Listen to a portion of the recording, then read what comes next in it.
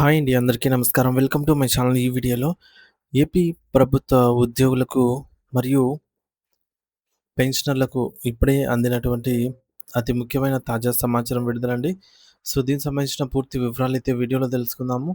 Video అయితే ఎక్కడే గానీ స్కిప్ చేయకుండా ఎండ్ వరకు చూసేయండి. అప్పుడే ఇన్ఫర్మేషన్ పూర్తిగా అర్థమవుతుంది.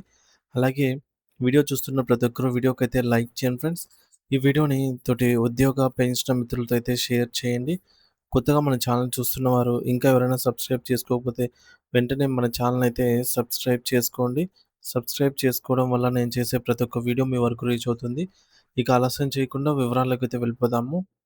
సో ఫ్రెండ్స్, ఇక విషయానికి వచ్చినట్లయితే ఆంధ్రప్రదేశ్ ప్రభుత్వ పరిధిలో సేవలందిస్తూ ఉన్నటువంటి ఒక ప్రభుత్వ ఉద్యోగి ఒకవేళ తన పదవీ విరమణ కాలం అంటే సర్వీస్‌లో ఉండగానే అనుకోని కారణాల వల్ల మరణించినట్లయితే డెత్ ఇన్ సర్వీస్ అయితే ఆ ఉద్యోగి కుటుంబ సభ్యులు తీవ్రమైన విషాదంలో ఉన్నప్పటికీ ప్రభుత్వం నుండి అందవలసినటువంటి ఈ యొక్క ఆర్థిక ప్రయోజనాల కోసం కొన్ని ముఖ్యమైన నియమాలను పాటించాల్సి ఉంటుందండి. గతంలో లాగా పెన్షన్ లేదా ఇతర బెనిఫిట్స్ కోసం అయితే దరఖాస్తుదారులు నేరుగా బయటికి నుండి లేదా ఇంటర్నెట్ సెంటర్ నుంచి స్వయంగా ఈ యొక్క దరఖాస్తు చేయడానికి ఇప్పుడు ఎటువంటి వీలు లేదు. ఈ మొత్తం ప్రక్రియను సదరు ఉద్యోగి చివరగా ఏ కార్యాలయంలో అయితే పనిచేశారో ఆ ఆఫీసు వారు మాత్రమే వారి యొక్క అంతర్గత నిధి పోర్టల్‌లోని ఈ కామన్ అప్లికేషన్ ఫామ్ అనేటటువంటి సీఏఎఫ్ అనే ప్రత్యేక మాడ్యూల్ ద్వారా ఆన్‌లైన్‌లో ప్రారంభించాల్సి ఉంటుంది. ఒకవేళ ఇది ఒక సింపుల్ విండో సిస్టమ్ లాంటిది. దీనిని ఈ యొక్క సింగిల్ విండో సిస్టమ్ లాంటిదనమాట. దీని ద్వారా ఒకే దరఖాస్తుతో అన్ని రకాల ప్రయోజనాలైతే లభిస్తాయి. ఉదాహరణకు కుటుంబ పెన్షన్, అలాగే డెత్ గ్రాట్యుటీ మరియు ఇతర ఆర్థిక ప్రయోజనాలను గూడా పొందేందుకు పాటించాల్సినటువంటి పూర్తి పద్ధతి మరియు ప్రతి దశను ఇప్పుడు చాలా వివరంగా తెలుసుకుందాము. ముందుగా స్టెప్ 1. సో, కుటుంబ సభ్యులు ఉద్యోగి మరణించినటువంటి సమాచారాన్ని ఆఫీస్‌లో తెలియజేయాలి మరియు సిస్టమ్ ఎగ్జిట్ ప్రక్రియను పూర్తి చేయాలి. సో, ఉద్యోగి మరణించిన వెంటనే వారి యొక్క కుటుంబ సభ్యులు ఆ అధికారిక మున్సిపాలిటీ లేదంటే పంచాయతీ నుండి పొందినటువంటి ఈ మరణ ధృవీకరణ పత్రము, డెత్ సర్టిఫికేట్ మరియు తహసీల్దార్ జారీ చేసినటువంటి కుటుంబ సభ్యుల సర్టిఫికేట్, ఫ్యామిలీ మెంబర్ సర్టిఫికేట్ యొక్క అసలు పత్రాలను ఉద్యోగి చివరగా పనిచేసిన కార్యాలయంలో సమర్పించాలి. ఈ పత్రాలు అందిన వెంటనే ఆ యొక్క కార్యాలయ డ్రాయింగ్ అండ్ డిస్బర్సింగ్ ఆఫీసర్స్, ఆ యొక్క కార్యాలయ డీడీఓస్ వారి యొక్క లాగిన్ ద్వారా నిధి పేరోల్ సిస్టమ్‌లో వెళ్ళి ఆ ఉద్యోగి స్టేటస్‌ను ఆహ్, ఈ మేరకు డిసైడ్ చేస్తారనమాట. మరణించారని జెప్పేసి. ఈ ప్రక్రియను ఎగ్జిట్ ఆహ్, జనరేషన్ అని అంటారు.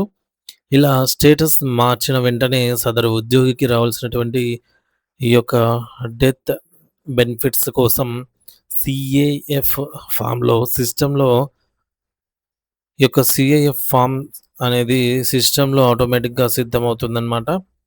ఇక రెండవ దశ స్టేజ్ 2లో చూసుకున్నట్లయితే దరఖాస్తుదారుని కంటే క్లైమెంట్ ఎవరైతే క్లెయిమ్ చేసుకోవాలనుకుంటారో వారికి ఒక లాగిన్ లింక్ అనేది అందుతుంది. డీడీఓ ఆఫీస్‌లో ఫైలు సృష్టించడం మరుక్షణమే ఈ యొక్క సిస్టమ్ నుండి ప్రధానంగా క్లైమేట్‌గా అయితే గుర్తించబడి వ్యక్తి లేదా సాధారణంగా భార్య లేదా భర్త స్పౌస్ యొక్క రిజిస్టర్డ్ మొబైల్ నంబర్‌కు ఒక సురక్షితమైనటువంటి లింక్ అనేది ఎస్ఎంఎస్ రూపంలో వస్తుంది. ఆ లింక్ పైన క్లిక్ చేసినప్పుడు అది నేరుగా ప్రభుత్వ పోర్టల్‌కు వెళ్తుంది. అక్కడ క్లైమేట్ తన ఆహ్, ఆధార్ కార్డ్ ఆధారంగా ఈకేవైసీని అయితే వెరిఫికేషన్‌ను పూర్తి చేయాలి. ఇలా ఆధార్‌తో ధృవీకరించుకోవడం ద్వారా మాత్రమే క్లైమేట్ ఆన్‌లైన్ పోర్టల్‌లో లాగిన్ అవ్వడానికి మరియు దరఖాస్తు ప్రక్రియను ముందుకు తీసుకెళ్ళడానికి అవకాశం అనేది ఉంటుంది. ఇది భద్రత కోసం మరియు సరైన వ్యక్తికే డబ్బు చేరుతోందా లేదా అని నిర్ధారించుకోవడానికి రూపొందించిన పద్ధతి. అలాగే స్టేజ్ 3 అంటే స్టెప్ 3 అన్నమాట. మూడో దశలో అవసరమైన పత్రాలను అప్‌లోడ్ చేసి ఆన్‌లైన్‌లో సమర్పించాల్సి ఉంటుంది. ఈ దశలో క్లైమేట్ లేదా ఆఫీస్‌లోని మొదటి స్థాయి చెక్కర్ లెవెల్ 1 చెక్కర్ కొన్ని ముఖ్యమైన పత్రాలను యొక్క క్లియర్ పీడీఎఫ్ కాపీలను పోర్టల్‌లో అప్‌లోడ్ చేయాలి. ఆ పత్రాలు ఏమిటి అంటే ప్రభుత్వం జారీ చేసిన ఒరిజినల్ మరణ ధృవీకరణ పత్రము, తహసీల్దార్ లేదా ఎంఆర్ఓ జారీ చేసిన కుటుంబ సభ్యుల సర్టిఫికేట్ మరియు క్లైమేట్ యొక్క బ్యాంక్ ఖాతా పాస్ మొదటి పేజీ. బ్యాంకు వివరాల్లో ఐఎఫ్ఎస్సి కోడ్ మరియు అకౌంట్ నంబర్ చాలా స్పష్టంగా ఉండాలి. లేదంటే పేమెంట్ ఫెయిల్ అయ్యే అవకాశం ఉంది. వీటితో పాటుగా డిస్క్రిప్టివ్ రోల్స్ అనే పత్రంపై గెజిట్ అధికారితో అటెస్టేషన్ చేయించి, ఆ సంతకాలు, వేలి ముద్రలు మరియు గుర్తింపు చిహ్నాలు ఉన్నటువంటి 3 కాపీలను అప్‌లోడ్ చేయాలి. దరఖాస్తుదారుడి ఫోటోలు, ఆధార్ మరియు పాన్ కార్డ్ కాపీలు కూడా తప్పనిసరి. అలాగే ఇప్పుడు నాలుగో స్టేజ్ నంబర్ 4 ఫోర్త్ స్టెప్‌లో కార్యాలయం లోపల మరియు వెలుపల శాంతి భద్రమైన వెరిఫికేషన్ జరుగుతుంది. మొదట ఆఫీస్‌లోని మొదటి స్థాయి చెక్కర్ ఉద్యోగి యొక్క పూర్తి సర్వీస్ వివరాలను నమోదు చేసి, కుటుంబ సభ్యుల వివరాలను ఆన్‌లైన్ మ్యాప్‌లో అయితే సరిచూస్తారు. ఆ తర్వాత రెండవ స్థాయి చెక్కర్ అంటే సెకండ్ లెవెల్ చెక్కర్ పే ఆడిట్ నిర్వహిస్తారు. అంటే ఉద్యోగి మరణించే సమయానికి ఉన్న చివరి బేసిక్ పేని బట్టి వారికి అందవలసినటువంటి ఎన్హాన్స్డ్ ఫ్యామిలీ పెన్షన్ లెక్కలను వెరిఫై చేస్తారు. నిబంధనల ప్రకారంగా చివరి బేసిక్ పేలో ఈ యొక్క ఎన్హాన్స్డ్ ఫ్యామిలీ పెన్షన్ అనేది 50% అనేది ఉంటుందన్నమాట. ఈ మొత్తాన్ని ఎన్హాన్స్డ్ ఫ్యామిలీ పెన్షన్‌గా నిర్ణయిస్తారు. ఈ ప్రక్రియలో ఒకే పని ఆహ్, ఒకే ఒక పని మాత్రం ఫిజికల్‌గా జరుగుతుంది. అదేంటంటే కార్యాలయాధిపతి హెచ్ఓ ఉద్యోగి యొక్క అసలు సర్వీస్ రిజిస్టర్ ఎస్ఆర్ బుక్‌ను ఆన్‌లైన్ రికార్డులతో సరిపోల్చడానికి స్టేట్ ట్రెజరీ లేదంటే అకౌంటెంట్ జనరల్ ఏజీ కార్యాలయంలో కొరియర్ ద్వారా అయితే ఏజీ కార్యాలయానికి పంపుతారు. ఐదవ దశ స్టెప్ 5లో మనకి ఈ ఒక్క సీఏఎఫ్ అప్లికేషన్ ద్వారా ఉద్యోగికి రావాల్సిన అన్ని రకాల బెనిఫిట్స్ ఒకేసారి ప్రాసెస్ అవుతాయి. గతంలో ప్రతి బెనిఫిట్ కోసం వేర్వేరు కార్యాలయాలకు తిరిగి తిరగాల్సొచ్చేది. కానీ ఇప్పుడు ఈ విధానంలో ప్రతి నెల వచ్చే ఫ్యామిలీ పెన్షన్ మరియు డెత్ గ్రాట్యుటీతో పాటు ఇతర ప్రభుత్వ బకాయిలు కూడా ఒకేసారి సెటిల్ అవుతాయి.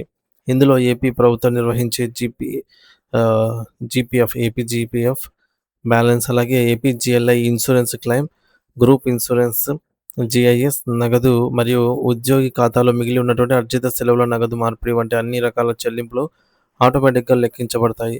దీనివల్ల కుటుంబ సభ్యులకు ఆర్థికంగా ఎంతో ఊరట లభిస్తుంది. చివరగా ఆరవ దశ స్టెప్ 6 డిజిటల్ శాంక్షన్ జరిగి డబ్బులు ఖాతాలో జమ అవుతాయి. ఏజీ లేదా ట్రెజరీ కార్యాలయం నుండి ఆన్‌లైన్ ఆమోదం లభించిన వెంటనే సిస్టమ్ ద్వారా digital pension payment order digital PPO generate అయితే అవుతుంది. ఆ ఆర్డర్ వచ్చిన తర్వాత ఇక ఎటువంటి మాన్యువల్ సంతకాలు అవసరం లేకుండానే ఎలక్ట్రానిక్ పద్ధతిలోనే నిధులు నేరుగా క్లైమేట్ ఎవరైతే క్లెయిమ్ చేసుకుంటారో వారికి బ్యాంక్ ఖాతాకు బదిలీ చేయబడతాయి. మొదటి నెల పెన్షన్ మరియు పైన పేర్కొన్న అన్ని బకాయిలు ఒకేసారి లేదా విడతల వారీగా అయితే ఖాతాలో జమ అవటంతో ఈ ప్రక్రియ అనేది ముగుస్తుంది.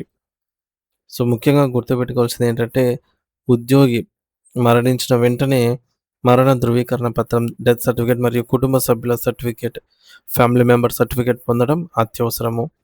అలాగే ప్రధాన క్లైమేట్ యొక్క Aadhaar card, mobile number link అయి ఉండాలి. అప్పుడే ఈకేవైసీ అనేది పూర్తవుతుంది. ఇకపోతే సీఏఎఫ్ కామన్ అప్లికేషన్ ఫార్మ్ ద్వారా అప్లై చేయటం వల్ల పెన్షన్, గ్రాట్యుటీ, జీపీఎఫ్, ఏపీజీఎల్ఐ మరియు సెలవుల నగదు అన్నీ ఒకేసారి లభిస్తాయి. అలాగే బ్యాంక్ ఖాతా తప్పనిసరిగా క్లైమేట్ పేరు మీద మాత్రమే ఉండాలి మరియు అది యాక్టివ్‌లో ఉండాలి. తర్వాత సర్వీస్ రిజిస్టర్ ఎస్ఆర్‌లో ఉద్యోగి వివరాలు మరియు నామినేషన్ వివరాలు సరిగ్గా ఉన్నాయో లేదో ఆఫీస్ వారు ముందే సరిచూసుకోవాలి. ఫైనల్‌గా డిస్క్రిప్టివ్ రూల్స్‌పై గెజిటెడ్ అధికారి సంతకం మరియు అటెస్టేషన్ తప్పనిసరి. ఆంధ్రప్రదేశ్ ప్రభుత్వ ఉద్యోగి సర్వీస్‌లో మరణించినప్పుడు వారి కుటుంబానికి వేగంగా ఆర్థిక సాయం అందించడానికి ప్రభుత్వం నిధి పోర్టల్ ద్వారా డిజిటల్ వ్యవస్థను ప్రవేశపెట్టింది. ఈ విధానంలో ఆఫీస్ వారే సీఏఎఫ్ మోడల్ ద్వారా ప్రక్రియను మొదలుపెడతారు. దరఖాస్తుదారుడు కేవలం తన మొబైల్‌కు వచ్చినటువంటి లింక్ పత్రాలను అప్‌లోడ్ చేసి ఈకేవైసీ పూర్తి చేస్తే సరిపోతుంది. ఆఫీస్ వెరిఫికేషన్ మరియు ఏజీ ఆమోదం తర్వాత పెన్షన్, గ్రాట్యుటీ పెన్షన్, గ్రాట్యుటీ మరియు ఇతర ఇన్సూరెన్స్ సొమ్ము నేరుగా బ్యాంకు ఖాతాలో జమ అవుతుంది.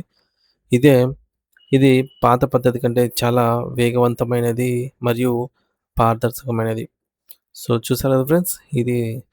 ఇలాంటి లేటెస్ట్ ఇన్ఫర్మేషన్ వీడియోస్ కోసం తప్పకుండా మన ఛానెల్ అయితే సబ్స్క్రైబ్ చేసుకొని బెల్ సింబల్‌ని ఆన్‌లో పెట్టుకోండి. Thank you for watching this video.